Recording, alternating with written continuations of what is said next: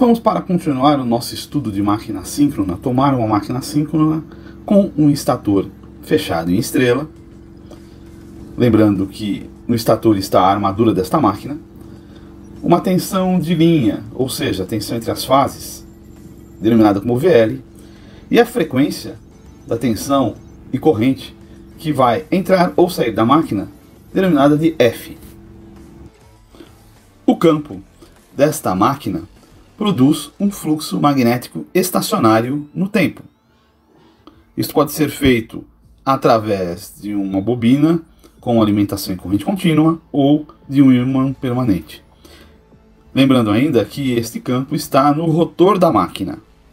Então, para efeito do nosso estudo, nós colocaremos uma bobina que pode girar, alimentada por uma tensão V-campo, na qual fluirá uma corrente I-campo. Podemos identificar na bobina de campo dois eixos. Um eixo relativo à reatância de eixo direto, x de d, e um eixo relativo à reatância de eixo em quadratura, x de q. X de q está 90 graus de x de d. Ainda para efeito de estudo, cada uma das reatâncias das bobinas do estator, no caso defasada a 120 graus para um sistema de 3 fases, x1, x2 e x3, têm valores iguais. E também as correntes que circulam têm módulo igual. Em x1 a corrente IA, em x2 a corrente B, em x3 a corrente C, todas com módulo igual em valor eficaz. E assim fica caracterizado a armadura e o campo. Para facilitar o nosso estudo, podemos substituir essa bobina por um círculo que representará um ímã permanente. Agora deslocamos este ímã permanente com seus eixos D e Q para o centro da estrutura da armadura e também podemos identificar os três eixos ABC das fases da armadura. Recordando, VA é a tensão de terminal, FG0 é a força magnetomotriz no entreferro, EAF é a tensão de circuito aberto na armadura, ou a tensão da armadura devido ao efeito de campo. Considera positivo a movimentação no sentido anti-horário. Neste caso, temos o ângulo delta, que é o ângulo de potência. Se a máquina síncrona opera com o motor, delta será sempre atrasado, isto é, EAF está atrasado de VA. O módulo de EAF é que impõe reativos para a magnetização da máquina, de forma que um EAF pequeno, temos a máquina subexcitada, atuando como indutor. EAF maior, temos a máquina superexcitada, atuando como um capacitor. Da mesma forma, podemos observar se a máquina síncrona operar como um gerador.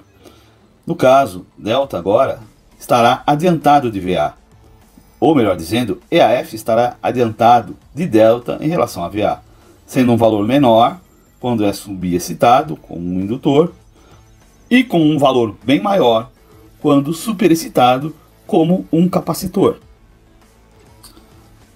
A máquina síncrona operando como gerador estará fornecendo potência útil para uma carga elétrica. Mas, no caso dos reativos, ela poderá estar fornecendo ou consumindo reativos. E é isto que define ela como um capacitor ou indutor. Nós denominaremos de φ índice Z um ângulo de impedância. Este ângulo de impedância será um dos responsáveis do fator de potência da máquina. Também temos o ângulo φ', que é o ângulo de fator de potência. Isto posto, temos que a máquina síncrona, atuando como um gerador, quando absorve reativos, ela é vista como um capacitor. E o ângulo de fator de potência, φ', vai ser igual ao ângulo φz, que é o ângulo de impedância, somado a 180 graus.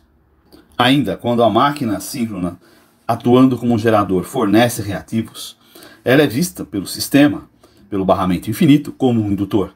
O ângulo de impedância φz é então subtraído de 180 graus, o que resulta no ângulo φ', que é o fator de potência. E podemos ver aqui o que nós acabamos de descrever para os geradores: subexcitado e superexcitado. Subexcitado para um indutor, superexcitado para um capacitor. A máquina síncrona ainda pode operar como um compensador de reativos. Nesse caso, ela fornecerá reativos à carga ou absorverá reativos da carga. Quando ela fornece reativos, nós entendemos que esta potência reativa é negativa. Estamos vendo isso devido à convenção de receptor. Então, Qcomp menor que zero quer dizer que está fornecendo reativos à carga. E o ângulo de fator de potência é igual a 90 graus. A corrente está adiantada em relação à tensão. É exatamente o que se espera de um capacitor. Por isso que dizemos que a máquina síncrona, neste caso, atua como um capacitor para o barramento infinito. Podemos equacionar este fornecimento de reativos por fase como sendo menos Qcomp dividido por 3 é igual a V de L sob raiz de 3 vezes I de A, que é a corrente de armadura para cada uma das fases em RMS, vezes seno de menos 90 graus. Invertendo de fornecimento para absorção de reativos, temos de considerar que a potência reativa, dada em QVAR, é positiva. Neste caso, Qcomp é positivo, é maior que zero, o ângulo φ é menos 90 graus, a corrente está atrasada em relação à tensão nos terminais do estator, como se esperava de uma máquina indutiva, e a equação fica Qcomp sobre 3 é igual a V de L sobre raiz de 3 vezes IA vezes seno de mais 90 graus. E aqui voltamos ao que nós já vimos, que a máquina síncrona funcionando como um compensador não tem potência ativa envolvida. O ângulo de carga, ou ângulo de potência, que é o delta minúsculo, é nulo. A corrente de armadura estará, portanto, em quadratura com a tensão de terminal do estator. E o φ deve ser mais ou menos 90 graus. Depois dessas informações, nós podemos prosseguir para o cálculo da corrente de armadura de um motor síncrono. Se esse motor estiver absorvendo X kVAR e acionando uma carga mecânica que exige Y kW no eixo do motor, e se nós tomarmos o fasor da tensão como a referência, a corrente da armadura pode ser calculada.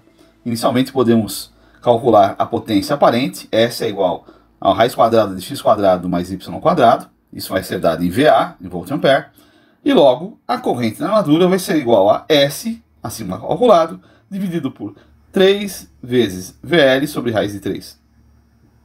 E o ângulo φ é igual ao negativo do arco cosseno de Y, que é a potência em kW exigida pelo eixo do motor, dividido por 3 vezes VL sobre raiz de 3 vezes IA, que é a corrente da armadura.